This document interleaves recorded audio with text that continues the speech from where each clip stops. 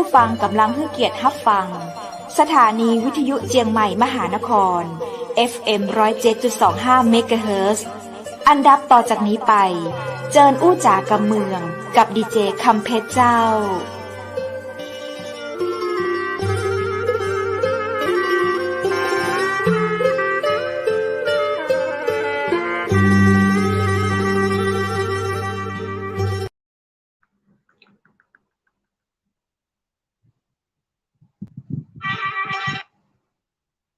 สวัสดีเจ้าสวัสดีคุณผู้ชมที่ฮักและก็ตึงหาจักนักนะเจ้า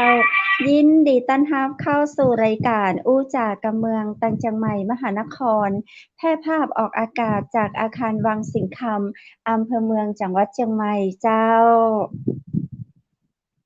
คุณผู้ชมที่ฮักเจ้าปีกับฟ้ากับข้าเจ้าดีเจคำเพชรดีเจวูดและทีมงานเชียงใหม่มหานครเช่นเคยนะเจ้า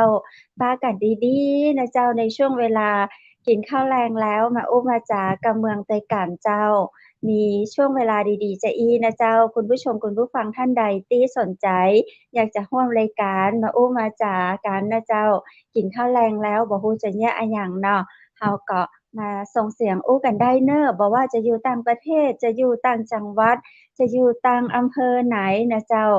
เอิ้นเข้ามาที่เชียงใหม่มหานครนี้นะเจ้าเฮามีลิงก์มีแอปพลิเคชันส่งไปให้แล้วก็จะได้อู้จ๋าเห็นหน้าค่าตากันตัวยนะเจ้าบ่ได้ส่งกะเสียงเนาะได้เห็นหน้าเห็นตากันตัวยมีประสบการณ์อะหยังดีๆก็ขอให้เอามาเล่าสู่กันฟังนะเจ้าทีมงานเชียงใหม่มหานครยินดีที่จะเป็นสื่อกลางที่ดีให้กับคุณผู้ชมคุณผู้ฟังที่ฮักทุกคนทุกท่านนะเจ้าท่านใดที่ติดตามรับฟังฟังคลื่น FM 107.25 เมกะเฮิรตซ์เจ้าถ้าอยู่ตังในเวียงเชียงใหม่ก็จะได้ยินผ่านคลื่น FM 107.25 เมกะเฮิรตซ์เนาะตังอำเภอแม่ริมนะเจ้าอำเภอหางดงและอำเภอใกล้เคียงของอำเภอเมืองเชียงใหม่นั้นก็จะสามารถฟังผ่านคลื่นได้นะเจ้าท่านใดฟังผ่านคลื่นแล้ว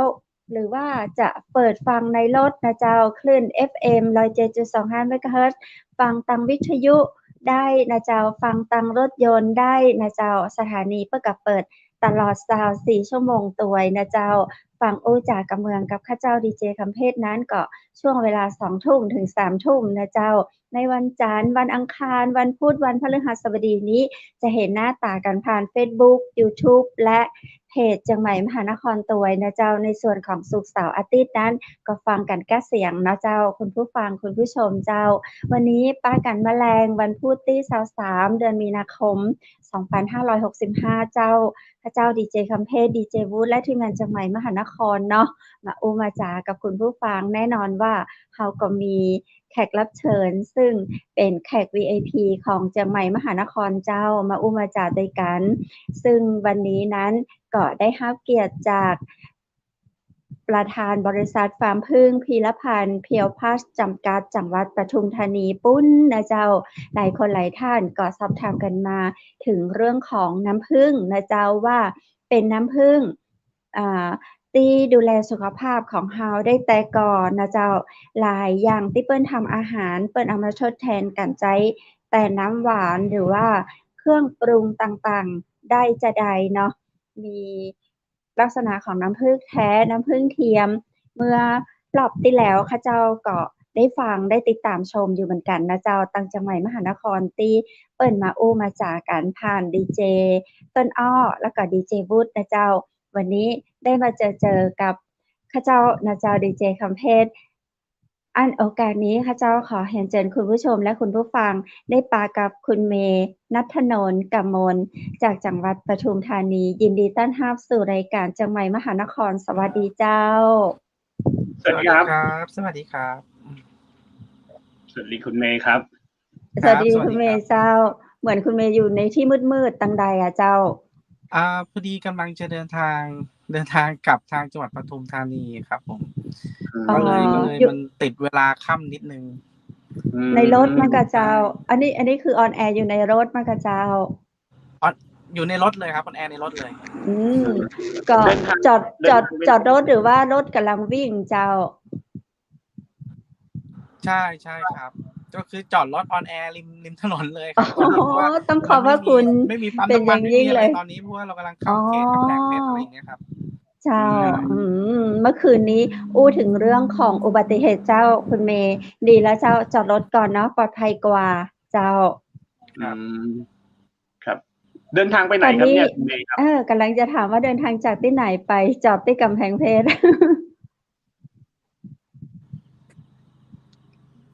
กำลังจะ ครั เดิ บ นทางกลับไปยังปทุมธานีครับ อ๋อ เจ้า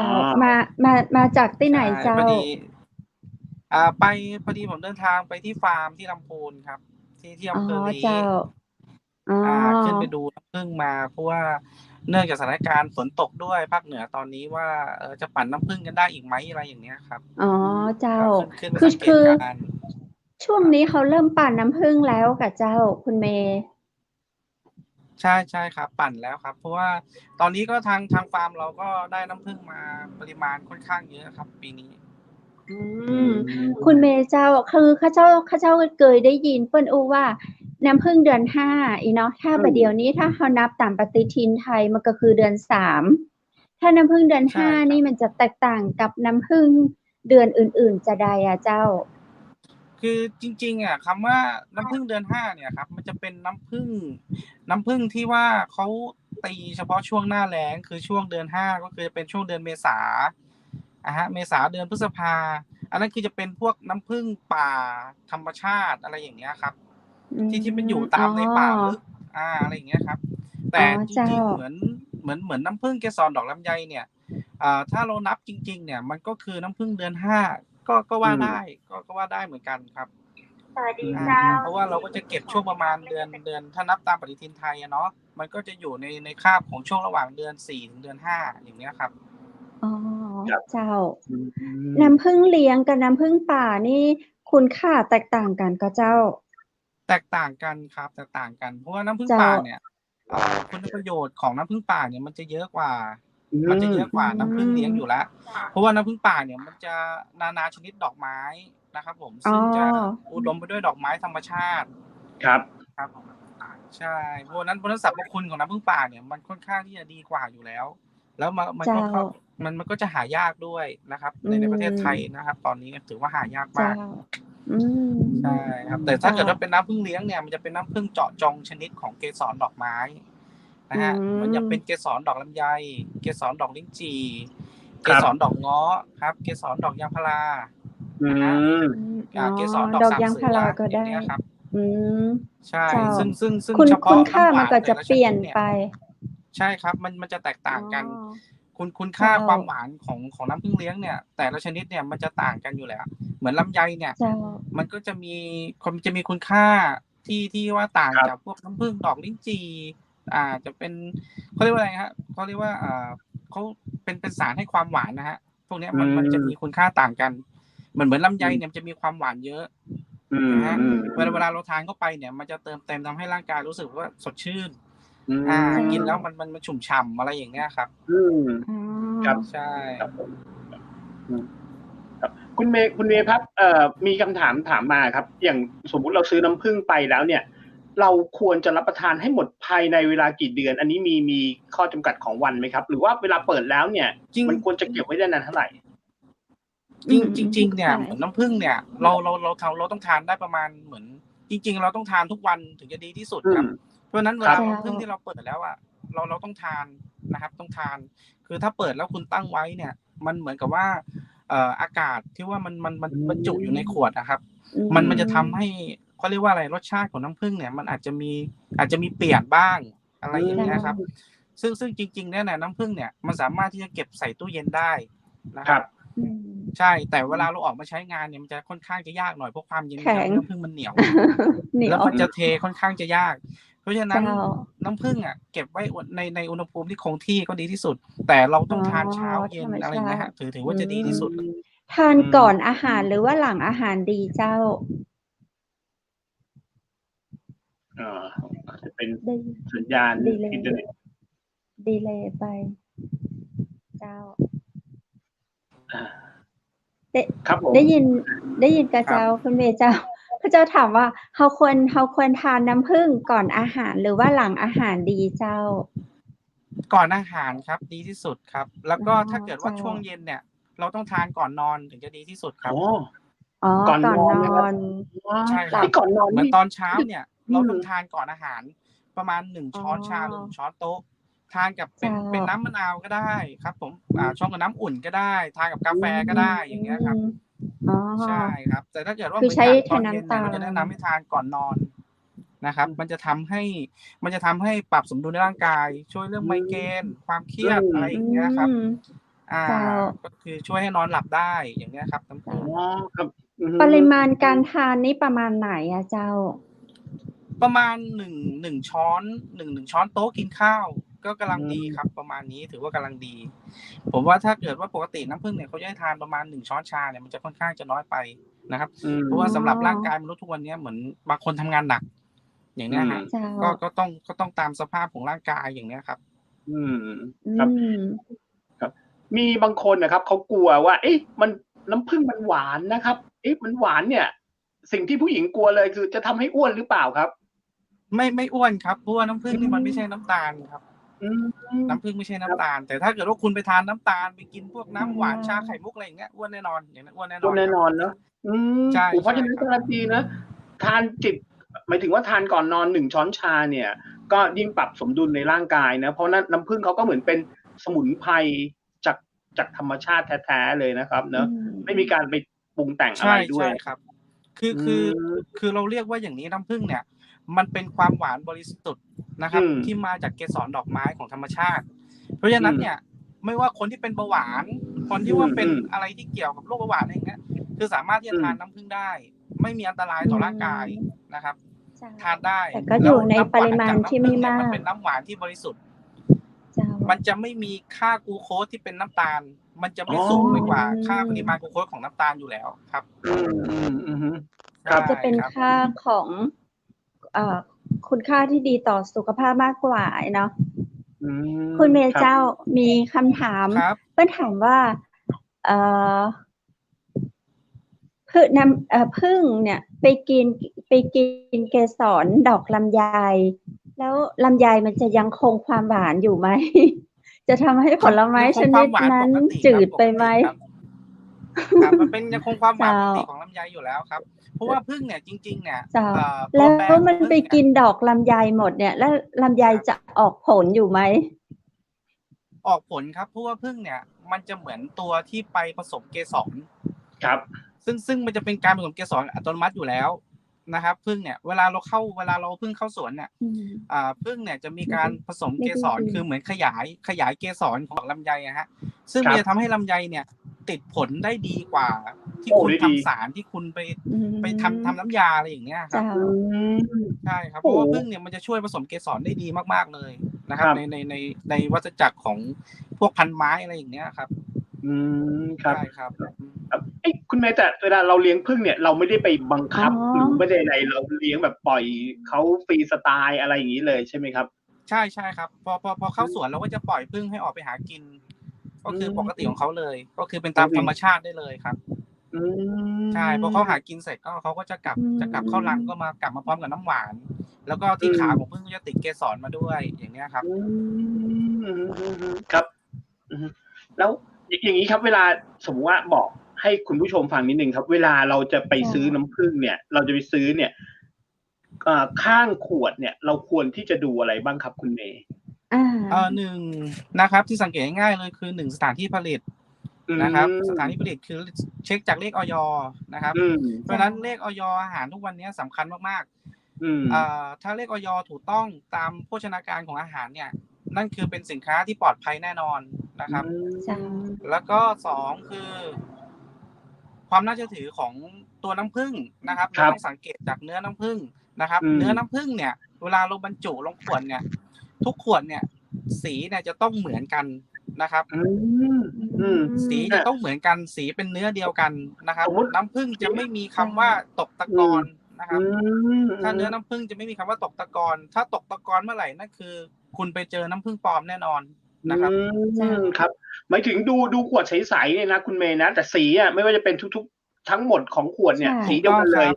ไม่มีมาแบ่ง ครเปั็บ นชั้น ๆ ใชว่า่ชคั้รนับ จะต้อง อื่น จะ งั้น ต้องไม่มีสีตกตะกอนอยู่ที่ขวด นะครับที่ข้างขวดเวลาเราเทน้ำผึ้งใช้เนี่ยเราสังเกตเลยว่ามันจะมีคราบสีตะกอนตกไหมถ้าเกิดว่ามันไม่มีคราบสีตะกอนเนี่ยนั่นคือน้ำผึ้งที่แท้ที่ดีเลยแต่ถ้าเกิดว่ามีคราบตะกอนนะครับผมเป็นชั้นเวลาเราเทปุ๊บพอเราใช้งานเสร็จพอมันไหลกลับมาสภาพเดิมมันจะมีคราบสีติดอยู่ข้างขวดอันนั้นคือน้ำผึ้งผสมแน่นอนครับโหก็ต้องระวังเนอะน้ำผึ้งผสมเนอะแล้วคุณเมย์ถามนิดนึงเขาผสมเนี่ยเขาผสมอะไรครับน้ำตาลหรือว่าอะไรครับหรือว่าผสมอะไรอันนี้ก็ต้องส่วนมากก็คือจะเป็นน้ำตาลอยู่แล้วครับเป็นน้ำตาลว่าอันตรายเนอะน้ำตาลอยู่แล้วใช่ครับคือถ้าคนที่ทานน้ำผึ้งแล้วเบาหวานขึ้นเนี่ยอันนี้คุณต้องไปเจอน้ำผึ้งปลอมแน่นอนใช่ครับเพราะว่าน้ำผึ้งที่แท้เนี่ยน้ำผึ้งที่ดีเนี่ยไม่ว่าจะมาจากเกสรดอกไม้ชนิดไหนเนี่ยคนที่เป็นเบาหวานทานเนี่ยความหวานเนี่ยเบาหวานเนี่ยคือเวลาวัดแล้วคือมันจะปกติครับคือจะไม่เพิ่มขึ้นคือจะเพิ่มขึ้นก็คือจะเพิ่มขึ้นแค่ปริมาณนิดเดียวนะครับไม่คือจะต่างกับน้ำตาลเลยเนาะเพราะว่าถ้าน้ำตาลยิ่งเดี๋ยวนี้น้ำตาลเนี่ยอย่างนี้หลังๆเนี่ยคนก็เริ่มเอาน้ำผึ้งเนี่ยไปผสมหมายถึงว่าไปเป็นส่วนเป็นเครื่องปรุงของอาหารก็ทำให้รสชาติไม่ได้สูญเสียใช่ไหมครับผมเพราะว่าหลังๆเนี่ยผมว่าอย่างกาแฟเนี่ยผสมน้ำผึ้งได้ชาผสมน้ำผึ้งได้เครื่องดื่มได้แล้วอย่างพวกอาหารเนี่ยคุณเมย์พอทราบไหมครับเข้าไปผสมเวลาทำอาหารอะไรอย่างนี้ด้วยหรือเปล่าครับทำครับหมักหมูก็อร่อยครับหมักหมูย่างก็อร่อยหมักเนื้อย่างก็อร่อยใช่ครับแล้วก็ใช้ในรูปแบบของเขาเรียกว่าทำขนมฮะทำขนมเบเกอรี่ทำขนมปังอะไรอย่างเนี้ยครับทานเคลือบด้วยน้ำผึ้งราดด้วยน้ำผึ้งแทนที่ว่าเราจะใช้แยมปกติจะใช้แยมสับปะรดแยมสตรอเบอรี่อะไรอย่างเงี้ยลองเปลี่ยนมาเป็นน้ำผึ้งดูครับมันจะมีประโยชน์ครับผมครับคือจริงๆแล้วคือเขาก็ให้น้ำผึ้งเนี่ยเขาให้ความหวานเหมือนกันเนาะอย่างที่บอกว่าถ้าเราจะให้ความหวานเนี่ยยิ่งหลังๆเนี่ยเรื่องกระแสดูแลสุขภาพเนี่ยผมว่ามาแรงมากเนาะคนบางคนชอบคิดว่าโอเคเราก็ไม่ได้ว่าหรอกแต่น้ำตาลเนี่ยบางทีมันก็เสี่ยงต่อร่างกายเราเหมือนกันนะครับผมอย่างนี้เราก็มีผลเนาะครับมันมีความเสี่ยงแน่นอนครับน้ำตาลครับคือร่างกายเรารับความหวานเข้าไปเยอะๆเนี่ยยังไงมันก็มีเขาเรียกว่าอะไรฮะคือร่างกายมนุษย์เราอะครับมันต้องได้รับสารอาหารที่มันพอดีและเพียงพอคือต้องไม่รับเค็มต้องไม่รับหวานต้องไม่รับเปรี้ยวมากเกินไปอะไรอย่างเงี้ยครับใช่ครับแล้วยุคโควิดอย่างนี้ด้วยคือยุคโควิดแบบเนี้ยคือตอนเนี้ยทุกคนอ่ะต้องหันมารักษาตัวเองต้องพึ่งพาตัวเองก็คือพึ่งจากเนี่ยแหละครับสมุนไพรบ้านเราที่มีอยู่ตามบ้านอย่างเงี้ยฮะน้ำมะนาวนะฮะมะนาวผสมน้ำผึ้งเกลือนะฮะขิงผสมน้ำผึ้งเพราะน้ำผึ้งเนี่ยมันช่วยปรับสมดุลในร่างกายคือช่วยปรับร้อนนะครับช่วยปรับร้อนนะฮะช่วยเขาเรียกอะไรอ่ะคือมันจะมีสารตัวหนึ่งที่มันช่วยในเรื่องของเกี่ยวกับเขาเรียกว่าอะไรอ่ะของเชื้อของโควิดตัวนี้ฮะมันช่วยได้กันนะครับเหมือนทางคุณหมอทางที่เขาออกมาวิจัยตอนแรกของทางโรงพยาบาลศิริราชนะฮะเขาบอกว่าน้ำผึ้งเนี่ยสำคัญมากๆนะครับสำคัญมากๆต้องมีติดบ้านไว้ทุกบ้านทุกวันนี้ครับแต่ทำไมผมยังสงสัยอยู่ทำไมก่อนหน้านั้นเนี่ยเรื่องกระแสน้ำผึ้งเนี่ยทั้งที่เราก็มีมานานแล้วนะแต่ทำไมเราไม่ค่อยได้รับความนิยมเลยโอ้โหเราจะได้นิยมแต่อะไรก็ไม่รู้อย่างเงี้ยจริงๆน้ำผึ้งเนี่ยเป็นอะไรที่ดีมาตั้งแต่ไหนแต่ไรแล้วเนาะคือน้ำผึ้งเนี่ยมันดีอยู่แล้วครับแต่ว่าน้ำผึ้งที่ดีมันหายากนะฮะบางคนไปเจอน้ำผึ้งที่ผสมน้ำตาลอย่างเงี้ยครับซึ่งบางคนก็กลัวไปเลยกับคำว่าน้ำผึ้งแต่ถ้าเกิดว่าคุณซื้อน้ำผึ้งที่มีที่ไปที่มามีสถานที่มีแหล่งที่ผลิตคุณมีฟาร์มที่ไปที่มาที่ถูกต้องอย่างเนี้ยครับเป็นสินค้าที่โอเคเป็นโอท็อปของจังหวัดมีมก.มีกระทรวงเกษตรรับรองนะครับมีมาตรฐานฟาร์มนะฮะมีโรงงานสถานที่ผลิตที่มีตัวตนนะครับเชื่อถือได้อย่างเนี้ยครับคือมันก็สร้างความเชื่อถือให้กับผู้บริโภคได้ในระดับนึงเลยอย่างเนี้ยครับครับผมครับและอีกอันนึงเลยคุณเมย์บางคนเนี่ยนะกลัวขวดนึงเนี่ยอันนี้ผมเปรียบเทียบเลยผมพูดตรงๆเลยแล้วกันอย่างน้ำผึ้งสารวินเนี่ยขวดนึงเนี่ยราคาสูงไหมคนทั่วไปจับต้องได้ไหมอย่างเงี้ยครับจริงก็ถูกมากน้ำผึ้งสารวินเนี่ยถามว่าสูงไหมมันก็ไม่ได้สูงหรอกครับเพราะว่าถ้าเป็นน้ำผึ้งที่ดีอยู่แล้วอะไรเงี้ยเป็นน้ำผึ้งแท้อยู่แล้วซึ่งถ้าเราเปรียบเทียบว่าถ้าเราไปซื้อน้ำผึ้งที่ถูกในราคาถูกอ่ะมันไม่รู้ว่าเป็นน้ำผึ้งอะไรใช่ไหมครับเหมือนถ้าเป็นน้ำผึ้งที่ดีอ่ะราคาจะแพงเท่าไหน ถ้าคุณเอาไปใช้คุณ ใช่ บริโภคแล้วเนี่ย คุณรู้สึกว่ามันดีเนี่ย อ่า คำว่า ต่อ แพ ร่าง งกาย มันก็ไม่เสียดายหรอกครับพี่ ใช่ อือฮึครับ จริงด้วย เพราะว่าหลังๆจะเอาอะไรเข้าร่างกายเราเนอะผมว่าบางทีแบบต้องดูหน่อยเนอะเวลาที่จะเอาอะไรเข้าร่างกายเราอย่างเงี้ย ผมว่าถ้าแบบสิ่งที่มันไม่ดีอย่างเงี้ยทุกวันนี้เราก็รู้อยู่ว่าโอ้โหหลายๆเจ้านี่ก็แบบเราก็เห็นนะหลายๆอันเนี่ยบางทีก็แบบขายกันแบบไม่ได้ ครับ มีมาตรฐานที่ถูกต้อง แต่หลังๆคนเนี่ยผมมั่นใจเลยคุณเมย์บางทีถูกซื้ออย่างเงี้ยโดยที่แบบไม่ได้ดูผมนึกว่าจริงๆแล้วคุณสักนิดนึงนะดูข้างขวดอะไรสักหน่อยนึงอะเนาะว่า ใช่ ผลิต ใช่ จากไหน ใช่ อะไรอย่างนี้นะครับใช่ ใช่ครับ ทุกวันเนี้ยจริงๆอ่ะเลขอย เนี่ยเราสามารถที่จะเช็คผ่านอินเทอร์เน็ต เช็ค ได้ ได้เลย แล้ว นะ ครับ เราแค่เสียเวลากดสักนิดนึงว่าเลขอย นี่มันถูกต้องไหมมันมีตัวตนไหมอะไรอย่างเงี้ยครับเพราะทุกวันนี้อย ปลอมก็มีนะฮะมีเหมือนกัน มีเนาะ นะครับ ใช่ครับ ครับผม คุณเมย์เราสามารถเอาน้ำผึ้งเนี่ยไปทำเหมือนน้ำตาลอะไรแบบนี้ได้ก็เจ้า นอกจาก ไม่ ทุกวัน ไม่ได้ น่ะ ครับ คือ น้ำผึ้ง ไม่ได้ ไม่ได้ เลย จะ เอา ไป น้ำ จริง ๆ น้ำผึ้งเนี่ยเราใช้ทานเราใช้ทานแทนน้ำตาลอยู่แล้วนะครับ แต่เราเอาไปทำเป็นก้อนเหมือนน้ำตาลหรือจะไปอะไร เป็น เงี้ย ก้อน มัทำ เป็น ไม่ อะไร ได้ เงี้ยแปรรูปอย่างอื่น จริงๆน้ำผึ้งมันแปรรูปได้เฉพาะเหมือนอาหารในเรื่องของอาหารอยู่แล้วอะครับ เจ้า ซึ่งเราก็จะแปลเป็นน้ำนะฮะไปผสมกับพวกน้ำมะนาวน้ำอัญชัน อ๋อ จ ใช่ ริงๆมันเอาไปแปลที่เป็นอะไรที่ไม่เกี่ยวกับเครื่องดื่มเพื่อสุขภาพนะฮะมัน จ้ะ ก็จะดีที่สุดอยู่แล้วครับน้ำผึ้ง ครับผม เจ้า แต่ไม่ว่า เพราะว่า ไม่ว่าคุณคนในวัยไหนเนี่ยอย่าง50ขึ้น60เนี้ยก็ยังจิบ มี อะไร ข้อ ก่อนนอน ห้ามไหม ได้ไม่เกี่ยวมีข้อห้ามไหมครับ ได้หมดครับทานได้หมด ได้หม เล ด ย นะ เด็กตั้งแต่เด็กเล็กเด็กน้อยอะครับ ก็คือทานได้หมดเลย จ้ะ ยันผู้สูงวัยอย่างเนี้ยครับ ได้หมดเลยนะครับ เพราะว่าเราเห็นเนาะว่าเขาเยอะมากเลยใน YouTube ในอะไรอย่างเงี้ย เอาน้ำผึ้งไปดองกับกล้วยน้ำว้า เอาน้ำผึ้งคือเรียกว่าดองไหม เอาไปหมักไว้ เอาไปผสมอะไรเงี้ย หมักดองกับใบกัญชา ใบกัญชง อย่างเราเห็นที่ดีเจต้นอ้อเรากำลังทำเนาะดีเจวุฒิเห็นไหมเขา ครับ เอาดองกับรากกัญชาอะไรเงี้ย เราก็จะเพิ่มคุณค่า ใช่ครับ ก็จะเพิ่มคุณค่า จริงๆ ทาง น้ำผึ้งเนี่ยมันเข้าตัวยาได้หมดเลยครับ กับเรื่องนี้เรื่องสมุนไพรไทยนะดองกับกระชายดำก็ได้นะดองกับขิงก็ได้นะครับ แม้กระทั่งว่าแผ่นรวงผึ้งที่ตีมาจากธรรมชาติเนี่ยเราสามารถที่จะดองสุราทานก็ได้ เหมือนกันครับ คือมันเป็นสรรพคุณยายุวัฒนะอยู่แล้วนะครับน้ำผึ้งนะครับมีชื่ออยู่แล้ว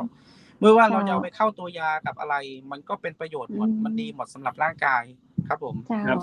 แม้กระทั่ง แต่ว่าเอาให้เป็นน้ำดีดีกว่า อ๋อเหรอกระเจ้า แล้วมันจะเพิ่มพลังกระเจ้า อ๋อ ใช่ครับแล้วแบบอย่างคนเรากินได้ไหมบอกเราสามารถเอาไปแบบหมักไว้กับบอระเพ็ดแล้วเราก็มาทานเหมือนไก่ชนอย่างเงี้ยมนุษย์เราทานได้ไหมคะคุณจริงมันทานได้ครับ แต่คนที่ไม่ทานกันเพราะอะไรเพราะบอระเพ็ดมันค่อนข้างจะขมมากเลยนะขมซึ่งเคยอมตอนสมัยเรียนประถม จะทานยากอะครับแต่จริงๆบอระเพ็ดมันก็เป็นยาอยู่แล้วครับใช่นะครับใช่ครับจริงว่าน้ำผึ้งเนี่ยจริงเขาเป็นสูตรในเรื่องของยาสมุนไพรไทยเราพื้นบ้านมาตั้งแต่ไหนแต่ไรแล้วใช่ไหมครับใช่ครับจริงๆน้ำผึ้งเนี่ยมันเป็นมาตั้งแต่รุ่นสมัยบรรพบุรุษเราไม่ต้องกี่สมัยแล้วครับมันเป็นสูตรยาเข้ายาตำราหมอพรมาตั้งแต่ไหนแต่ไรแล้วครับซึ่งเป็นยาลูกกรที่เขารักษาที่เขาทำกันมาก็คือเขาใช้น้ำผึ้งผสมใช่ครับคือพวกนี้จะใช้น้ำผึ้งผสมในตัวยาอยู่แล้ว ครับ เพราะว่าน้ำผึ้งมันจะทำให้ตัวเม็ดยาที่ว่าเราปั่นให้มันเป็นเศษเรามันจะมาเข้าเม็ดมันจะเข้าเนื้อนะครับมันจะเข้าเนื้อมันจะเป็นเม็ดเป็นก้อนซึ่งมันจะดีครับเข้าตัวยาก็เป็นมาตั้งแต่สมัยบรรพบุรุษใช่ตอนคุณเพชรหลุดไปคุณเมย์บอกว่าน้ำผึ้งเนี่ยเอาไปหมักหมูก็อร่อยนะเอาไปทำอะไรนะครับหมักกับหมูครับแล้วแล้วทำไงต่อใช่หมูเดี๋ยวเราหมักอบจะไปหมักไว้แล้วก็ไปอบเหรอเดี๋ยวพรุ่งนี้ต้องลองให้แม่ลอง หน่อยแล้วครับ คือ ลอง ใช้ เอาน้ำผึ้ง ใช้อะไร อร่อย ใช้ ครับ สัน มันจะ เนื้อ ทำให้ 3 ชั้น หรือว่าหมูแดงหรือว่ายังไง เป็ เอา น ส่วนไหน เป็น ของ คอ ห ห มู มูย่าง ได้ เป็น หม ห ด มูแดงทั่วไปอย่างเงี้ อ๋ ย อ มันจะทำให้ เหรอ นุ่มมากเลยครับ น้ำผึ้งอะ นึก นึก ภ นึกแบบ น่าทานเนาะ น่าทาน ใช่ ครับ แต่ ซึ่ง ก่อน มัน ที่ ม จะ มันมีลูกค้าผมที่เขาทำหมู เจ้า ย่างนะครับ แล้วก็ เจ้า ซึ่งตอนเนี้ยเขาใช้น้ำผึ้งของเราเนี่ยเป็นตัวหมักหมูนะครับ ก็ อ๋อ คือ เหร เขา อครับ จะใช้พวก อืม เกี่ยวกับพวกน้ำตาล พวกอะไรพวกนี้เลย ซึ่ง อ๋อ เขากำลังที่จะทำเรื่องของ อย. ผลิตที่จะซีล แบ อ๋อ บซีลแพ็กเกจขายแบ ห บ มู มาตรฐาน อา เลยอะครับ อ้อ ใช่ โอ้ ๆ ครับ โฮ คิดว่าปี ก็ นี้ คื เขา อแบ น่า บ จะ ลู ทำ ก ออก ค้า มา เย ขาย อะ กัน เล แล้ว ยใช่ไหม? อ๋อ คือ ใช่ครับ เลียนแบ ซึ่ บ ง ได้ ซึ่ง ไหม มัน เนีด่ี ย? ต่อสุขภาพนะครับ มันจะมีทั้ง เป็ดพะโล้อบน้ำผึ้ง เห็นไหมครับ? อืม เป็ดอ อ๋ บ อ น้ำผึ้ง ๆ ใช่ นะคๆ รับ ไก่ ๆ ๆ ไก่อบ ใช่ น้ำผึ้ง อย่างเงี้ยครับ อืม หมู ใช่ น้ำผึ้งอบปี๊บ อะไรอย่างเงี้ย ๆ มันก็มีครับ เจ้า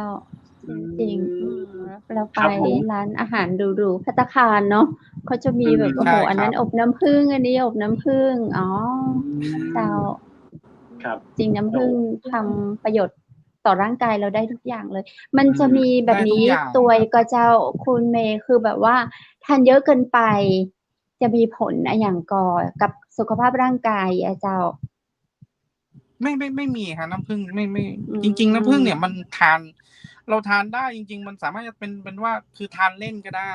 อนะืครับ ม คือ เจ้า มัน เพียง มันไม่มีผลอยู่แล้ว น้ำผึ้งมันดีเจ้า ต่อร่างกายอยู่แล้วครับ อ๋อ อืม มัน เพียงแต่ว่า ซึ่ง ถ้าเรา โดย ทา ส่ น วนตัวผ ทาม น เอ เยอ ง ะ เเนราี่ย รู้สึกเลี่ยนเท่านั้นเอง เนาะ อย่างคุณ ถเม้ า ย์ เรา บอก ทาน โดย ได้ ส่วนตั เยว ผ อะ มเอง ก็ เนี่ย ผม ดี ทานประจำ วันหอ๋อ นึ่งผมทานอย่างน้อย 4-5 รอบเลยก็ว่าได้นะครับ อืเบางทีเอาไป ม ชงเป็นน้ำมะนาวกินบ้าง บางทีเอาไปชงน้ำขิ จ งกินบ้จราิง ง อา ใช่ครับ จริง เอาไปชงกระชาช่วง ยกินบ้าง อย่างเนี้ยครับ ชงกับกระชาย คือ เดี๋ยวนะ อืม เอากระชายทุบหรือว่ายังไงคะ ทุบเลยครับ ไม่ต้องปัค่ืน อทุบ อะ กระชาย เลย ก่อน ทุบ ๆ ๆ แล้วก็ใส่น้ำร้อนผ ทุบ สมน้ำพริก ผสมน้ำผึ้งได้เลยครับ อ๋อ แล้วก็ดื่มได้เลย ทันทีเลยใชเนาะ ่ ไม่ต้องรอใช่ ด้ วย ครับ ไม่ต้องรอ ไม่ต้องใช้เวลานาน ไม่ต้องปั่นให้เสียเวลา อืม ใช่ครับ ครับ อืม ตัวเพชรเองก็มีประสบการณ์ คุณวุฒิ คุณเมย์ คือเป็นคนเมื่อก่อน คือไม่ใช่เมื่อก่อน ที่ผ่านมาเนี่ย เป็นคนที่แบบว่า อ่า ชอบทำงานกลางคืนสบาอืย ม อะไรอย่างงี้อืค่ะ ชอบทำงานม กลางคืน แล้วทีนี้เราก็เลยติดนคิรับ สัยว่า เรานอนไม่หลับ พอเรานอนไม่หลับปุ๊บ แล้วก็ทำงานกลางวันแล้วก็จะมาง่วง แต่อืทีเนี้ยม ค่ะ ก็พอได้น้ำผึ้งสารวีนมาจากคุณเมย์นี่แหละ พอได้น้ำผึ้งสารวีนมาค่ะ แล้วก็ลองมาใช้แบบว่าเช้าค่ะ แล้วก็แบบเราก็ยังง่วงงอเงียไม่อยากตื่น อืม แต่เราก็ลองเอาน้ำผึ้งกับมะนาวมาชงกับน้ำอุ่นตอนเช้า อื1 แก้ว ม เรารู้สึกสดชื่น เรารู้สึกสดชื่อืม นว่า เราก็สามารถทำงานได้นะ ขับรถไปนู่นไปนี่ได้ อืม แล้วทีเนี้ย ครับ พอค่ำมา อะไรอย่างเงี้ยค่ะ เราจะง่วง พอเราตื่นเช้าเนี่ยประมาณ 19:00 20:00 แบบนี้เราจะง่วง เราจะรู้สึกง่วง แต่ทีนี้เราก็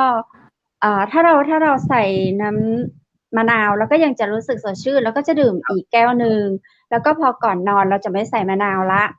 เราจะชงแต่น้ำผึ้ง เพชรก็จะใช้ 3 ช้อนชา ไม่รู้เยอะไปไหมคุณเมย์? ครับ เพชรก่อนนอนอะ เพชรจะใช้ 3 ช้อนชา ไม่เยอะครับ ซึ่ง ไม่เยอะ อ๋อ แล้วก็ 3 ช้อนใส่ ชา ก็น้กำลังพอดีเลยำ ค ใส่ รับ น้กำลังพอดีเลย ำ ใส่น้ำประมาณ ครับ แก้ว 200 มิลลิกรัม แก้ว ครับ 200 มิล ก็ประมาณ ครับ นั้นน่ะค่ะ ดื่มก่อนนอน โอ้โฮ คือหลับลึกมาก อืม หลับแล้วก็สบาย ใช่ เล ค ย รับ ตื่นขึ้นมาคือทำอะไรได้ คือ ก็ คือจ ก็ริง ยั ๆ ง น้ำผึ้งเนี่ย คิดว่า มันน่าจะเป็นจากจะ น้ำผึ้ง ครับ เนคีื่ย อจริง ๆ คน้ำ่ผึ้งะ เนี่ยมันช่วยปรับสมดุลในร่างกายนะครับ อือะไรใช่ ที่ ไหม? ที่คนเป็นไมเกรนเนี่ย ผมยิ่งอยากแนะนำให้ทานน้ำผึ้งเลยครับ เพราะว่าน้ำผึ้งเนี่ย เจ มัน ้า ช่วยผ่อนในเรื่องของ เขาเรียกว่าผ่อนคลายนะครั อืม เจ้า คือมันช่วยได้นะ มันช่วยปรับสมดุลในร่างกายนะครับ ไปบำรุง ไป เจ้า เลี้ยงสมอง อะไรอย่างเงี้ยครับ เพราะว่าความหวานของน้ำผึ้งเนี่ย มันเป็นความหวานบริสุทธิ์ที่มาจากเกสรดอกไม้ อืม นะครับ เจ้า เวลาเราได้รับความหวานตัวเนี้ย มันจะทำให้รู้สึกว่าสดชื่นนะครับ อืม เหมือนเวลาเราจะทาน ชงน้ำผึ้งมะนาวเนี่ย ถ้าเราชงเป็นน้ำอุ่นเนี่ย ผมจะแนะนำให้ดมก่อนนะครับ ให้สูดดมเข้าไปก่อน เพื่อที่ว่าให้ ดม กลิ่นเกสรของดอกไม้เนี่ยเข้าไป อ๋อ กระทบ เหรอ? แตะผนัง อ๋อ จมูก อะไรอย่างเงี้ย คนที่เป็น อ๋อ ไม เจ้า เกรน ภูมิแพ้ เป็น เขาเรียกว่าอะไรอะครับ อื เป็น ม ไซนัส อะไรอย่างเงี้ย ก็จะช่วย ครับ ได้ครับ ช่วยได้เหมือนอ๋อ กัน ดมกลิ่นก่อน อืม เจ้า คือก่อนจะดื่มนี่ก็แบบ สูดดมให้มันแบบสดชื่นเลยก่อนแล้วค่อยดื่มไปนะครับเนาะครับก็รู้สึกถึงความแตกต่างด้วยนะพอเราดื่มมาได้สักระยะหนึ่งอะไรอย่างเงี้ยค่ะเราก็รู้สึกแบบผิวพรรณเราคือมันจะผ่องใสขึ้นก็ไม่รู้ว่าเราจะอุปทานมาจากน้ำผึ้งหรือเปล่านะเพราะว่าตัวอื่นเราก็ทานอะไรตามปกติโดยทั่วไปคือช่วงก่อนเราก็จะรู้สึกคืออย่างนี้คือช่วงก่อนนะที่เคยขอคุณวุฒิแบบว่าอยากได้ใบกระท่อมอยากลองใบกระท่อมจำได้ไหมค่ะแล้วก็มีเพื่อนฝากมาให้ค่ะมีเพื่อนฝากมาให้แล้วก็เราก็ลองค่ะทั้งต้มกินทั้งเคี้ยวกินทีนี้เราเคี้ยวกินเราต้มกินไปได้ประมาณไม่ถึงสัก5 วันนะคะประมาณ5 วันไม่ถึงสัปดาห์แล้วก็รู้สึกแบบทำไมผิวเราค้ำๆเรารู้สึกผิวค้ำๆเราก็เลยถามเพื่อนถามหมอเขาก็บอกว่าใช่ใบกระท่อมเนี่ยทานไปสักพักเนี่ยผิวเราจะดำผิวเราจะดำเราจะค้ำเราก็เลยหยุดพอเราหยุดแล้วทีนี้แล้วก็อยู่กับน้ำผึ้งอย่างเดียวเลยเพราะตัวอื่นเราจะไม่เอาละครับเรามีน้ำผึ้งที่คุณเมย์เขาให้มาอยู่แล้วก็เอาน้ำผึ้งนี่แหละน้ำผึ้งสารวีแล้วก็เช้าเย็นอะไรอย่างเงี้ยค่ะเช้าเย็นแล้วมีอย่างนี้ด้วยอ่ะคุณเมย์คุณวุฒิคือโซนแล้วก็ไปล้มแล้วมีแผลเป็นนะคะที่พวกเราลงในกลุ่มคุณวุฒิน่าจะเห็นคือมีเลือดอาบขาเลยแบบแล้วน้องเขาก็บอกว่าเนี่ยพวกเราอายุมันไม่เหมือนเด็กแล้วนะคือเวลามีแผลเป็นเนี่ยมันจะหายยาก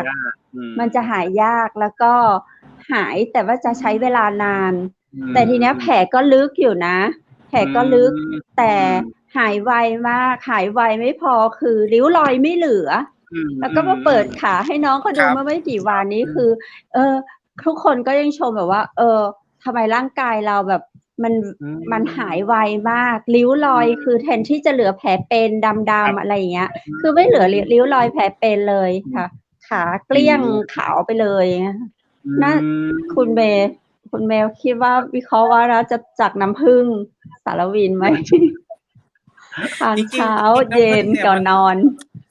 จริงๆน้ำผึ้งเนี่ยมันทานก่อนนอนดีอยู่แล้วครับคือก็ฝากน้ำผึ้งสารวินฟื้นฟูผิวเราที่มาจากฟาร์มเราจริงๆนะครับผมแล้วก็มีการันตีเป็นน้ำผึ้งแท้จากเจ้าของฟาร์ม 100%อันนี้เราคอนเฟิร์มได้เลยนะครับผมอยากเห็นภาพน้ำผึ้งสารวินนะรันมีภาพไหมใช่พอกหน้าคืออยู่ในห้องน้ำให้เราไว้เป็นกระปุกเลยดิจิทัลก็คืออย่างคนที่ทำเขาเรียกว่าอะไรคนที่ดูแลเราอ่ะคนที่ดูแลร่างกายเราเนี่ยเขาก็จะดูว่าพี่เพชรเนี่ยไม่เห็นใช้เครื่องสำอางอะไรเลยคือไม่มีเครื่องสำอางอะไรเลยคือพี่ใช้อะไรอ่ะทุกวันนี้เขาก็ถามเราแล้วเราก็บอกว่าดูในห้องน้ำเราสิว่ามีอะไรบ้างในห้องน้ำจะมีคือเอาใส่เป็นกระปุกยางไว้อ่ะคุณเมย์น้ำผึ้งไปขวดใช่ไหมคะแต่ว่าในห้องน้ำเราจะใส่เป็นกระปุกไว้ค่ะกระปุกยางแล้วก็จะมีกระปุกเกลือจะมีแล้วก็มะนาว1 ขวด1 ขวดแล้วก็น้ำผึ้งแล้วก็เกลือก็บอกเขาว่าจะใช้อยู่แบบนี้อย่างเวลาเราจัดรายการเราอยู่หน้าจออย่างเงี้ยค่ะเราก็มีทาครีมทารองพื้นแต่ทีเนี้ยถ้าเราล้างด้วยสบู่หรือว่าน้ำทั่วไปไม่ออกหน้าผู้หญิงเนี่ยนะคะคุณเมย์คุณวุฒิจะไม่ออกจะยังสกปรกจะยังเหนียวแต่เราก็ใช้เกลือค่ะเกลือผสมน้ำผึ้งกับมะนาวคลึงหน้าพอเราคลึงหน้าแล้วเราก็ใช้ทิชชู่เช็ดออกล้างหน้าใสปิ๊งเลยค่ะเนี่ยน้ำผึ้งสารวินใช่ครับใช่อย่างที่เราเห็นก็ได้ตัวนี้แหละมาค่ะที่เห็นที่ขวดนั้นที่คุณเมย์บอกว่าต้องดูว่าสีของเขาเนี่ยไม่ว่าจะทั้งขวดมันต้องเป็นสีเดียวกันหมดเลยนะครับผมเนาะใช่เป็นน้ำผึ้งแท้เนาะโอ้แต่ต้องดูด้วยครับอย่างอันนี้ถือว่าคือด้วยขวดเนี่ยก็คือถูกสุขลักษณะมากก็คือเป็นขวดที่แบบแพ็คซีลอย่างดีเลยเนาะใช่มีซีลปิดให้เรียบร้อยขวดนึงเท่าไหร่ครับเนี่ยน้ำผึ้งสารวินนี่ถามเลยดีกว่าไม่ต้องบอกเลย250 บาทเองโอ้ราคาไม่ได้สูงเลยคือเพื่อคนไทยสุขภาพดีไงจริงๆแล้วก็มีคนเขาบอกว่า350แต่ทีนี้ ทีนี้เราก็อยากให้ทุกคนสุขภาพดี แล้วก็กำไรไม่ต้องเยอะ อยากให้ทุกคนสุขภาพดี250สบายๆอะไรเงี้ยค่ะ ครับผมครับคุณเมย์ครับ มี direct sale ด้วยนะ มี direct sale ด้วย โทรมาตอนนี้5 ขวด1,000 บาท โอ้ดีจัง อ๋อ อย่างน้ำผึ้ง ค่ะ จากเมืองนอกครับผมกับน้ำผึ้งของเมืองไทยเนี่ยคุณค่าของเขาเนี่ย ใช่ ต่างกันไหมครับผมหรือว่าไม่ต่างกัน อะไรนะครับพอดีสัญญาณมันขาดนิดนึง คุณค่าของน้ำผึ้งครับผมไม่ว่าจะเป็นจากเมืองไทยเราครับผมหรือว่าน้ำผึ้งจากเมืองนอกเนี่ย คุณค่าต่อร่างกายเนี่ยเหมือนกันหรือเปล่าครับ ครับจริงๆน้ำผึ้งไทยเราจริงๆมันดีกว่าอยู่แล้วครับสรรพคุณนะครับของน้ำผึ้งไทยมันดีกว่าอยู่แล้วเพราะว่าภูมิภาคของประเทศไทยเนี่ยเป็นภูมิภาคที่เขาเรียกว่าความชื้นความร้อนนะฮะดินฟ้าอากาศอะไรทุกอย่างคือมันดีไปหมดไม่หนาวเกินไป ไม่หนาวเกินไปไม่ร้อนเกินไปแล้วก็ไม่ร้อนเกินไปอะไรอย่างเงี้ยครับแล้วก็ฝนก็โอเคอะไรอย่างเงี้ยครับด้วยภูมิภาคของประเทศเราเป็นประเทศที่เขาเรียกว่าค่อนข้างจะสมบูรณ์นะครับค่อนข้างจะสมบูรณ์แล้วก็ส่วนของน้ำผึ้งเนี่ยหรือไม่ว่าจะเป็นน้ำผึ้งไม่ว่าจะเป็นแค่น้ำผึ้งนะเป็นผลไม้เป็นอะไรที่เกี่ยวกับของประเทศไทยคือมันดีไปหมดนะฮะมันรสชาติดีไปหมดมันอร่อยไปหมดเลยนะครับไม่ว่าจะเป็นลำไยไม่ว่าจะเป็นเงาะมังคุดทุเรียนนะฮะมะยงชิดอะไรทุกอย่างที่อยู่ในประเทศไทยผมว่าเป็นผลไม้ที่กินแล้วมันก็อร่อยนะฮะยิ่งเป็นสินค้าของประเทศไทยไม่ว่าจะเป็นอะไรก็ตามมันดีหมดทุกอย่างนะฮะเกี่ยวกับอาหารเกี่ยวกับสุขภาพเรามันโอเคครับเรามียอดสั่งซื้อจากต่างประเทศก็เจ้าหรือว่าคุณเมย์สงสัยอาจจะเดินทางอาจจะต้องแบบเดี๋ยวอาจจะต้องใช่เขาเกรงใจอยู่ว่ากำลังขับรถเพื่อที่จะกลับเข้าปทุมธานีวันนี้นะครับผมคุณวุฒิได้ลองดื่มบ้างหรือยังทุกวันนี้ถามได้ทานน้ำผึ้งหรือยังไม่ต้องน้ำผึ้งสารวินน้ำผึ้งทั่วไปทานไหมยังไม่ได้ทานเลยครับยังไม่ได้ทานยังไม่ได้ทานแล้วอย่างนี้คุณเพชรจริงๆแล้วผมเนี่ยตอนหลังนะคุณเพชรต้องบอกเลยว่าคือหยุดน้ำตาลเลยนะเวลาไปร้านก๋วยเตี๋ยวเลยเนี่ยจะไม่เติมน้ำตาลเลยนะไม่เติมเลยไม่อะไรเลยเต็มที่อย่างเดียวก๋วยเตี๋ยวก็คือใส่พริกแค่นั้นเองนะครับผมใช่สิ่งที่กลัวมากตอนนี้กำลังจะเปลี่ยนใจว่ากาแฟเนี่ยอาจจะมาขัดสัญญาณนิดนึงหายครับครับเข้าใจครับผมเข้าใจว่ากำลังเดินทางครับผมเดี๋ยวเรามาคุยสรรพคุณก่อนดีกว่าพอดีเห็นภาพมาครับผมอย่างที่บอกว่าช่วยลดอาการอักเสบที่เกิดในร่างกายเราด้วยใช่ไหมครับผมเหมือนที่เพชรพูดเมื่อกี้แน่เลยที่ว่าเพชรเกิดแผลขึ้นอะไรแบบนี้ช่วยให้ลดความเครียดด้วยจริงไหมคุณเมย์ตามนี้เนาะครับผมดูได้จากหน้าคุณเมย์ครับหน้าคุณเมย์ใสแล้วก็มีเลือดชมพูนิดๆอย่างเงี้ยน่าจะทานน้ำผึ้งแบบทุกวันอย่างเงี้ยนะครับผมครับจริงๆผมอยู่กับน้ำผึ้งเนี่ยผมว่าผมทานประจำของผมอยู่แล้วครับการทานคุณเมย์ทานตั้งแต่อายุกี่ขวบว่าเป็นอะไรสำหรับติดรถเลยครับก็ว่าได้เราขาดไม่ได้อยู่แล้วครับน้ำผึ้งค่ะถ้าโดยส่วนตัวเพชรเนี่ยเพชรพอรู้จักคุณเมย์นิดนึงคุณวุฒิรู้จักนิดนึงแหละรู้จักกันโดยส่วนตัวนิดนึงซึ่งมองเนี่ยเราเห็นเนี่ยคุณเมย์ทำงานไม่น้อยกว่าคุณวุฒิทำเลยค่ะทำงานเหมือนคุณวุฒิทำเลยแต่เราก็ดูว่าเขาแทบไม่พักผ่อนเลยแต่เขาทำงานแบบยังชมกับลูกน้องเราบอกว่านี่เขาเป็นเจ้าของบริษัทฟาร์มผึ้งเองเลยนะดูเขาทำงานสิเหมือนกรรมกรเลยใช่ก็ดีผมว่าตอนพอถึงวัยนึงแล้วคุณเพชรอย่างที่บอกมันต้องเริ่มดูแลร่างกายเนอะก็อย่างที่คุยกับคุณเพชรก่อนที่จะเริ่มเข้ารายการนะครับอันนี้เอามาแชร์เป็นประโยชน์นะครับว่าสามารถเนี่ยทุกวันนี้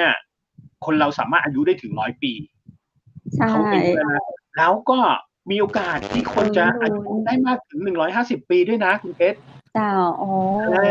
ครับในการอย่างที่บอกว่าแต่อายุเราจะยืนได้ไงเนี่ย1เลยเราต้องดูแลตัวเราเองนะครับเจ้าจริงถ้าเราได้แบบน้ำผึ้งอย่างที่คุณเมย์บอกเนาะเขามีคุณค่าของเขาเป็นเสมือนยาอายุวัฒนะอยู่แล้วด้วยอย่างนี้เนาะเจ้าแล้วไม่ต้องไปหาใครเอาโปรดักต์ของเมืองไทยนี่แหละเนาะสินค้าของเมืองไทยนี่แหละ ใช่ หลายๆอย่าง น้ำผึ้งสารวินเลย สารวินเนี่ยแหละครับ ดีมากๆเอ้ย ไม่แพงด้วย จริงๆก็อยาก 250 บาท ฝากน้ำผึ้ง ครับ โอกาสข้างหน้าเราจะเห็นเขาจะแบบปรับเปลี่ยน นะครับ หมายถึงว่าเอาไปทำครับผม ครับผมฮะมีโอกาสที่จะเปลี่ยนหมายถึงว่าไม่ได้เปลี่ยนนะครับ เอาไปอัดแอปไปทำโปรดักต์อันอื่นด้วยไหมครับ นอกจากที่จะเป็นน้ำผึ้งไว้ดื่มอะไรอย่างเงี้ยแล้วอย่างเงี้ยครับ มีจริงๆก็มีครับมีเป็นเกี่ยวกับเร็วๆนี้ก็จะมีเป็นน้ำผึ้งผสมน้ำกระท่อมนะครับ ผมเร็วๆนี้นะครับก็คือจะมีผู้ค้าทางประเทศจีนเข้ามาลงทุนครับ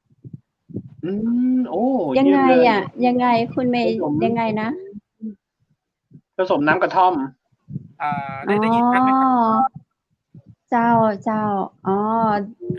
เหมือนเป็นเครื่องดื่มชูกำลังแบบนั้นเลยเนาะเจ้าเพราะหลังๆเนี้ยผมว่า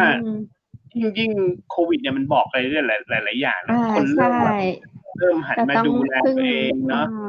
แล้วก็อิงธรรมชาติเยอะๆนะครับดีผมว่าน้ำผึ้งก็เดี๋ยวคุณวุฒิมาเชียงใหม่เดี๋ยวได้ไปดื่มก่อนไปเชียงใหม่เดี๋ยวได้ไปดื่ม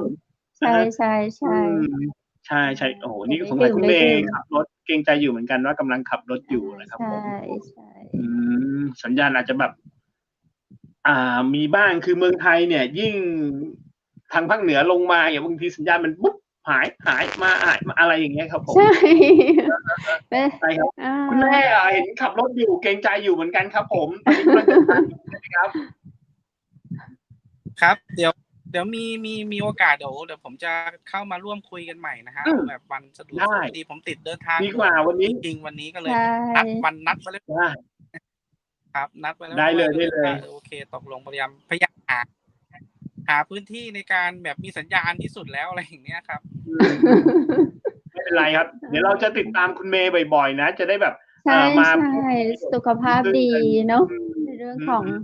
น้ำผึ้งสารวินการต่อแล้วก็เผื่อเราจะทำแบบเป็นอะไรรูปแบบอื่นรูปแบบที่อย่างที่คุณวุฒิบอกเนาะที่ว่าจะมีคนจีนเข้ามาใช่ไหมคะน้ำผึ้งใบกระท่อมอย่างเงี้ยน่าสนใจนะได้งั้นวันนี้ผมว่าให้คุณเมย์ขับรถก่อนไหมคุณเพชรแล้วเดี๋ยวเราได้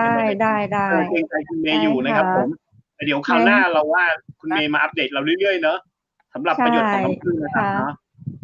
รับผมเดี๋ยวคุณเมย์ขับรถก่อนก็ได้ค่ะถ้าเจอสัญญาณ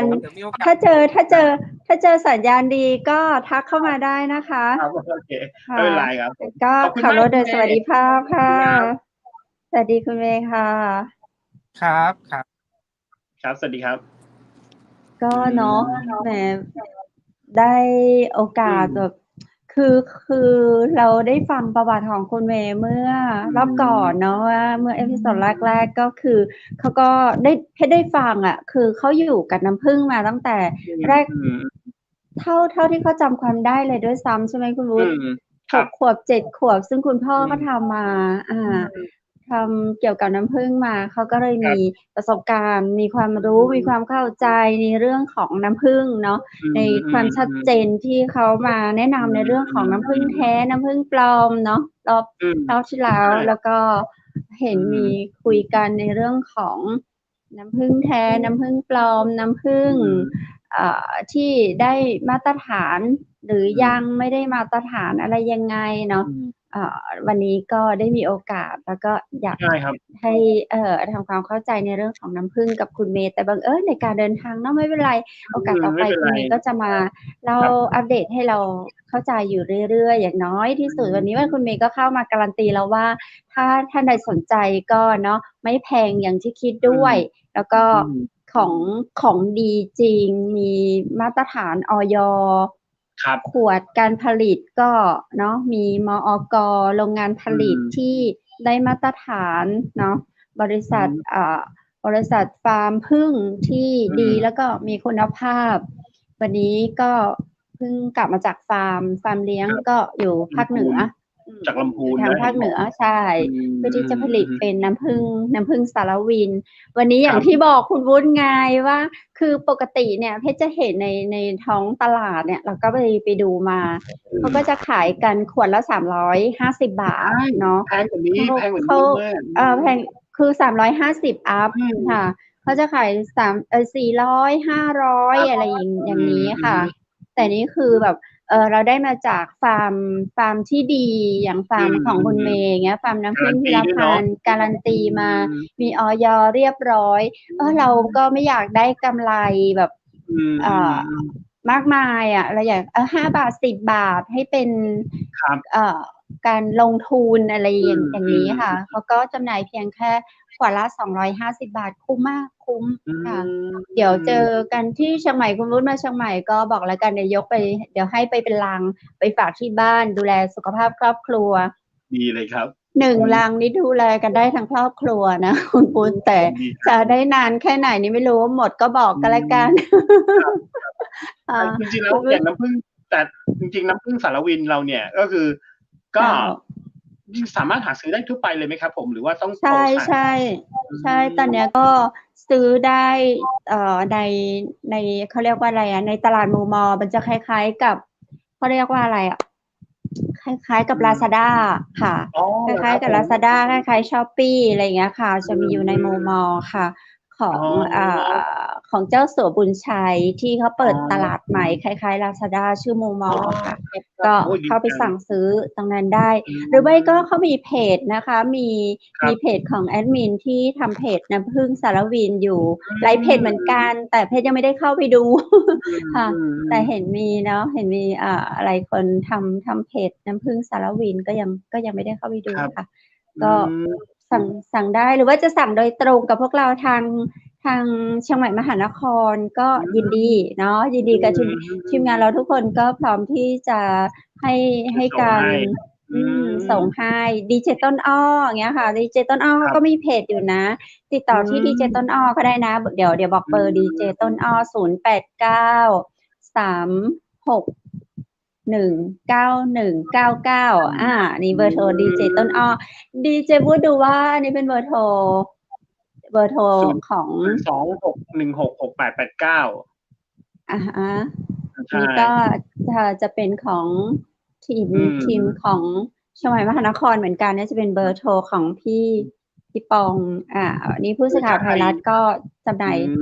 ตัวแทนจำหน่ายด้วยคือถ้าใครอยากดูแลตัวเองนะครับผมไม่อยากให้อ้วนหรือแบบอยากหุ่นดีแบบดีเจต้นอ้อเนี่ยก็จิบน้ำผึ้งได้แล้วผมว่านะจะได้เป็นเทรนเนอร์ได้แบบโอ้ยหุ่นดีเลยสุขภาพก็ดีใช่มันน่าจะแอบถามอายุให้นะครับว่าเขาแต่มั่นใจว่าดีเจต้นอ้อน่าจะประมาณ18แอบบอก1819ประมาณ1819ครับผมและการดูแลตัวเองอย่างที่บอกครับการดูแลตัวเองเหมือนวัยรุ่นเลยนะไม่ใช่แค่ออกกำลังกายอย่างเดียวนะครับการดูแลตัวเองเนี่ย1เลยเรื่องของการทำงานด้วยต้องดูแลทั้งทำงานทั้งพักผ่อนทั้งออกกำลังกายทั้งกินอะไรที่เป็นประโยชน์เนี้ยเข้าไปในร่างกายอย่างเงี้ยครับต้องดูดีๆหลังๆนี่มีกระแสมากเรื่องน้ำตาลครับผมอย่างที่ผมบอกว่ากระแสน้ำตาลหลังๆเนี่ยอย่างที่ผมบอกคุณเพชรอ่ะผมไปก๋วยเตี๋ยวเนี่ยผมไม่เติมน้ำตาลเลยนะผมไม่กินเลยน้ำตาลอย่างเงี้ยเพราะอะไรดีเจวุฒิคือเขาบอกว่าน้ำตาลมันมีผลเสียมากกว่าเยอะมากครับทำให้เราแก่วัยด้วยแล้วก็โอ้โหหลายๆอย่างเนี่ยเปรียบเทียบเวลาดีเจวุฒิกินน้ำตาลนี่รู้สึกทันทีเลยไหมว่ามันมีผลกระทบอะไรกับร่างกายเราอะไรเงี้ยก็ไอ้รู้สึกไม่รู้แต่รู้สึกผิดถ้าจะกินน้ำตาลเหรอแต่เพศนี่มันอะไรนะร่างกายแสดงออกทันทีเลยดีเจวุฒิคือมันจะต้านออกมาเลยอย่างถ้าสมมติว่ากินก๋วยเตี๋ยวอย่างดีเจวุฒิเนาะเราไม่ใส่น้ำตาลถ้าใส่น้ำตาลปุ๊บนะคะพอทานเข้าไปแป๊บเดียวจะแสบคอ1ค่ะแสบคอแล้วก็2ปวดหัวแล้วก็จะรู้ค่ะจะรู้เลยว่าเนี่ยเราแพ้น้ำตาลแล้วก็อีกอันนึงที่แบบคนอย่างรุ่นผมอะครับคุณเพชรสมัยก่อนเราเริ่ม ดื่มกาแฟอย่างนี้ครับเราก็จะ ค่ะ กาแฟสมัยก่อนเนี่ยโอ้โหครีมเทียมด้วยน้ำตาลใส่น้ำตาล เขาก็บอกอยู่แล้วนะว่าของเทียมครีมเขาก็บอกอยู่แล้วว่าครีมเทียมรู้อยู่ว่าของเทียมก็ยังจะกินตอนหลังเนี่ยคนก็เริ่มบอกว่าลองหันมากินกาแฟดำพอมากินกาแฟดำก็คุณเบสเคยจิบกาแฟดำใช่ไหมครับมันก็ขมปีเลยครับผมบอกว่าโอเคถ้าเราอยากเนี่ยลองผสมน้ำผึ้งครับใช่ก็จะกลมกล่อมขึ้นตั้งแต่วันนี้ผมจะเริ่มแล้วเดี๋ยวจะต้องแบบหาน้ำผึ้งเนี่ยอย่างน้อยจิบก่อนนอนเราก่อนเดี๋ยวรอมาเชียงใหม่ใช่เดี๋ยวรอมาเชียงใหม่เดี๋ยวยกลังให้ใช่เพราะอย่างคราวที่แล้วที่คุณเมย์บอกครับเรื่องของผึ้งเนี่ยเขาก็มีการใช้ชีวิตของผึ้งนะครับโอ้โหคุณเมย์เล่าได้แบบน่าฟังแล้วก็น่ารักมากครับเหมือนเขาเป็นตัวเล็กๆเนี่ยแล้วก็เขาก็ออกไปหาอาหารเงี้ยแต่ผึ้งไม่ใช่ตั๊กแตนต้องบอกก่อนนะเวลาผึ้งบินออกไปเนี่ยไม่ใช่แบบตั๊กแตนที่ไปลงนาข้าวปุ๊บข้าวหายหมดข้าวโพดหายหมดไม่ใช่อย่างนั้นนะครับผึ้งเขาก็ไปทำอะไรของเขาอย่างเงี้ยเหมือนอย่างเมื่อกี้ที่คุณเมย์พูดครับยิ่งผึ้งไปสวนลำไยใครเนี่ยทำให้ลำไยเขาออกดีกว่าเดิมด้วยนะใช่ก็มีข้อสงสัยนี่คือแบบชาวสวนชาวไร่ถามมาเลยทีเดียวว่าผึ้งไปกินแล้วจะทำให้ไม่ออกผลในเมื่อกินอะไรจะทำให้ผลไม้ไม่หวานไหมอะไรเงี้ยไม่เลยยิ่งเป็นการผสมเกสรที่ดีเนาะใช่แล้วก็การเลี้ยงของฟาร์มคุณเมย์เนี่ยก็ไม่ได้ไปทำความลำบากให้เขาด้วยนะพึ่งนะให้เขาเหมือนเลี้ยงแบบสบายๆของเขาอยากอะไรใช่ธรรมชาติเลยเลี้ยงทางเหนือ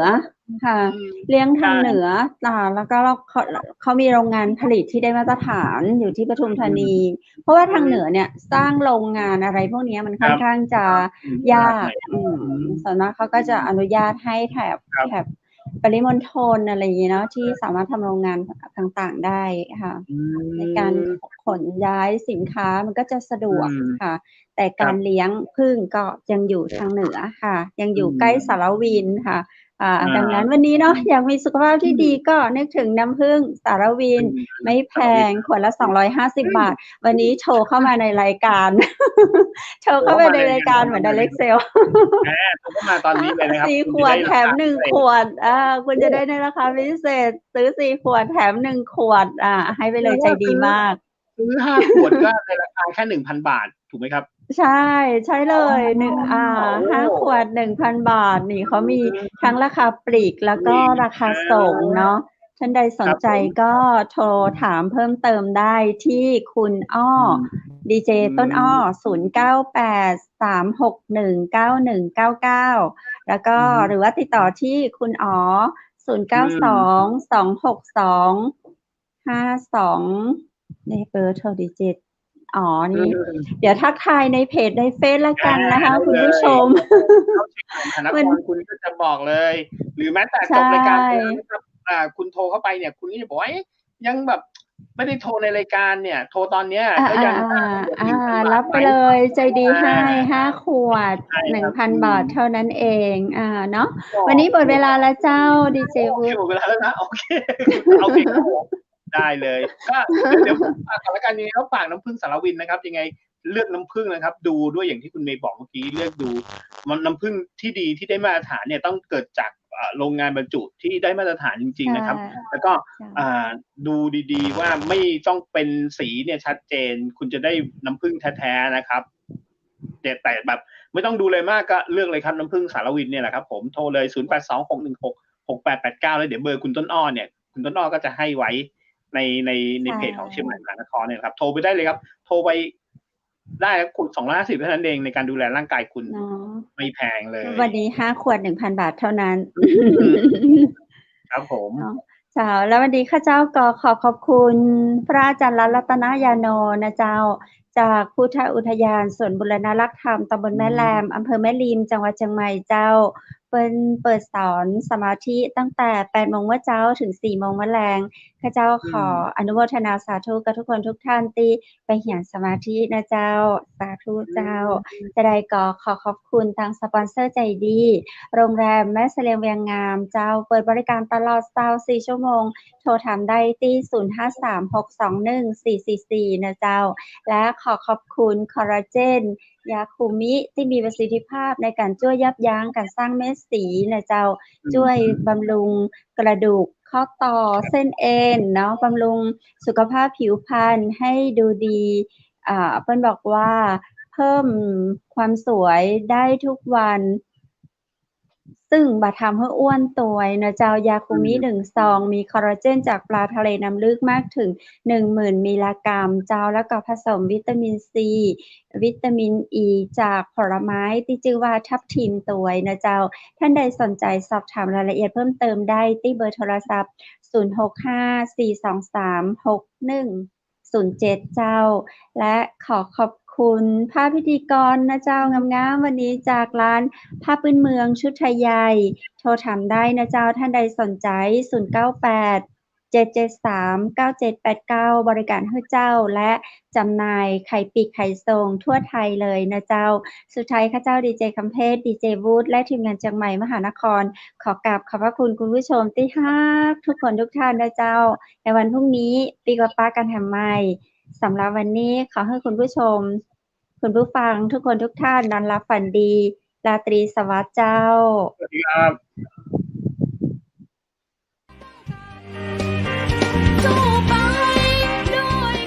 สถานีวิทยุเจียงใหม่มหานคร 107.25 เมกะเฮิรตซ์ ขอแสดงความห่วงใยและเป็นกำลังใจให้ทุกท่าน